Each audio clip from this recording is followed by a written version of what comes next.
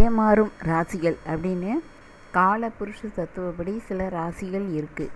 பொதுவாக ஏமாறும் ராசிகள்னால் அதை இளக்காரமாக நினைக்கக்கூடாது. இலகிய மனம் படைத்தவர்கள் அப்படிங்கிறது தான் அதனுடைய அர்த்தம். ஆனால் ஏமாற்றத்துக்காகவே நிறைய குரூப்புகள் எப்படி இந்த இலகிய மனசை வச்சு ஏமாற்றுறவங்க தான் அதிக பேர் இருக்கிறாங்க. ஆனால் இவங்க ஏமாறுற மாதிரி வெளி தோற்றம் இருந்தாலும் அவங்களுடைய இலகிய மனசு தான் அந்த ஏமாறுற தன்மையே உண்டு பண்ணுது. அதனால் அவங்க மனசு ஏமாளின்னு சொன்னால் கூட மனசு கஷ்டப்பட மாட்டாங்க.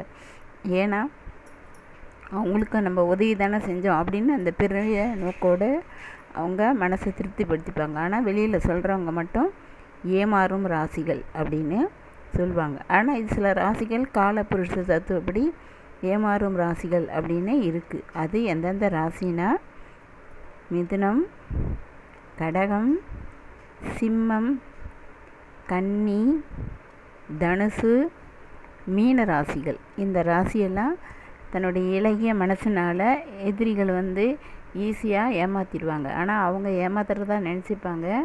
அதனுடைய பலாபலன்களை அந்த ஏமாத்துறவங்க கண்டிப்பாக அணிவிப்பாங்க. ஆனால் அந்த ஏமாறுற ராசிகள் எப்போவுமே நல்ல வாழ்க்கையை தான் வாழ்வாங்க. ஏன்னா அவங்களுக்கு ஏமாற்ற தெரியாது. அதனால் இலகிய மனம் படைத்தவர்கள்.